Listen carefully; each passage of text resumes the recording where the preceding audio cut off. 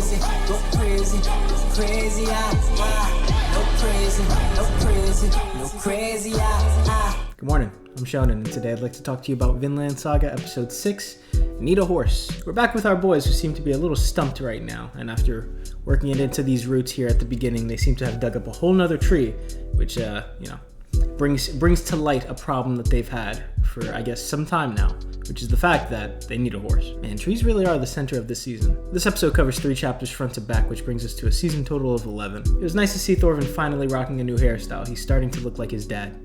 Not that one. If I could nitpick very briefly, I'm tired of the whole no eyeball thing. Like, come on, I get it. It's an artistic choice, so I guess, when characters are far enough, you don't need to have that type of detail, but they're not that far from the camera. Anyway, we meet the newest, or I guess the oldest character, Mr. Zverkel, adding him to the Slave Arc roster. It's gonna make sure we title him as former master, so nobody forgets. Not gonna lie, the deal he gives our boys is pretty shit. Do someone else's work twice just to be able to do your work once. Pretty bad. But, good for Einar because, he kind of needs to be able to live in the present. He's a little too focused on the end goal, thinking about, what's going to happen next or what's going to happen when he, does his job. And he almost fumbles the bag because of it this episode. Luckily, Mr. Zverkel is a very nice guy, so we don't have to worry about that. But yeah, it's really cool. At the end of the day, at least they get to bask in the fruits of their labor, or I guess the wheats of their labor, because they finally clear out this area that they've been trying to clear out of all these stumps, and looks pretty nice. Almost makes me want to farm, minus the slaves. I think I just want to live my life as simple as it is to live on a farm. Complex work, yes, but a simple life. I want to grow some tomatoes. Shit, they're gonna mess up my fucking tomatoes! Hoe some ground. It's about sending a message. Joker made a diamond hoe, guys. You can make those? And a horse. A horse is mainly the reason why I want all of this. I need an excuse to have a horse. And apparently that and a plow is all I need to be a millionaire in these days, because 8 families sharing a horse and plow, y'all were broke as shit. Couple shout outs today. Shout out to Thorvin's ear for healing properly. Shout out to Einar for being the happiest slave in all known existence. And then also shout out to these slaves for being the dumbest slaves in the world. Like, they go on to say he is the most important person on this farm and that he is the former master. How do you just forget that? Seems like daddy issues are the Keke Genkai of this family, because Sverkel and Ketiel do not get along. But at least they're well enough, within themselves to know to keep their distance because of that. And it's okay anyway, because, Sverkel already has some replacement sons. And speaking of replacement sons, Snake being, the grandkid of Sverkel was quite the revelation for a quick time, until I realized he's probably just using it as old man, as old person, not as my actual grandfather. So that was cool. It would have been fun to see, oh wow, the heir to the farm, or one of the heirs to the farm, is just roaming around sleeping in the daytime. And it doesn't seem to be the case, but at least we get to understand why he sleeps in the daytime. Now it's because he's on the night shift. Snake seems to be the head of security for this farm. He is one of 13 guards. 13. Goat. Hey. 13? I'm not dumb. I know what's going on here.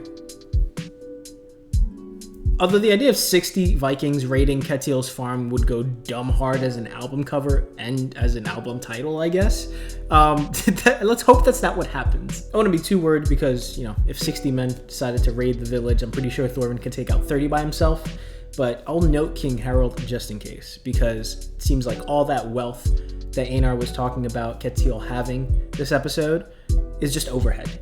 It's just what he needs to make to pay everything off. And even if it's not, Sverkel kind of makes it sound foolish anyway. Sverkel starts spitting that old man wisdom like it's nobody's business. I guess it makes sense. Now that he's got some reasonable young men to preach to, he finally takes the opportunity to let them know what he knows. To buy peace with money. What is the point of owning a farm that is too big for a farmer to protect? You increase your wealth for fear of losing it. And to deal with that fear, you use money. Then you try to earn some more. Since I am rewatching Attack on Titan in the dub, it just makes me think of the King of the Walls buying himself time by retreating to the wall. But yeah, I mean, in just a regular capitalistic sense, this makes a lot of sense, right? it's a really stupid thing to do, right? It's like when you become super rich, I would know, clearly. When you become super rich and, you just start hoarding your money into accounts so that it can't be taxed or something like that, or you pay off a little bit so you don't have to pay off a lot, or you start making more because since you've hit $1 million, you have to hit $2 million and then 10 million and then $1 billion. I would never understand that hamster wheel, but it seems like Sverkel does, and he also thinks it's quite foolish. I wonder how this is supposed to connect to the rest of the season, because we did just see a farm or a land tried to pay off Canute last episode. So it seems like this idea of paying things off or bargaining with the gold is going to be both a futile effort, but also somewhat important. Like, it's going to be a bit of a lesson for us, and I don't really know it yet. I haven't really gone in and seen many like Norse poems about wealth, so I'll report back. I'll probably update in the description if I find anything, or in the comments or whatever. But yeah, as for right now, it just seems like a cool concept. It seems like just that old man wisdom, like I said, and we'll get more of it as time goes on. But yeah, anyway, here come the bro tees. The boys grow out their facial hair finally. I don't know if that's by choice or this is just meant to tell us the time that's passing by. But clearly we're in the fall season now, right? Where they're sowing their seeds. Autumn.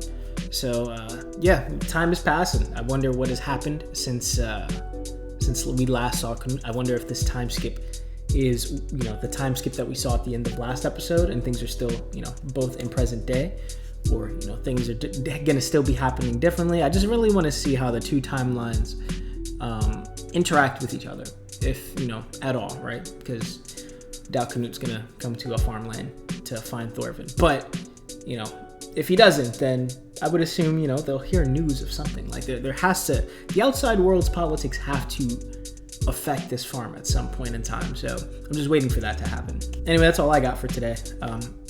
Rather quick, I think. So I hope you enjoyed. I hope you all have an excellent week. I will see you soon, or I'll see you tonight for a stream. So if you're seeing this like tomorrow, whatever, doesn't matter to you. Well, if you're seeing this tomorrow, then cool. I'll also see you tonight for stream. Tuesdays through Thursdays. Looking forward to it. I hope you are too. If not, it's cool. Whatever. Fuck off. Be safe. Hope you enjoyed the review. Hope you enjoyed the episode. I will see you soon. Yeah. Bye.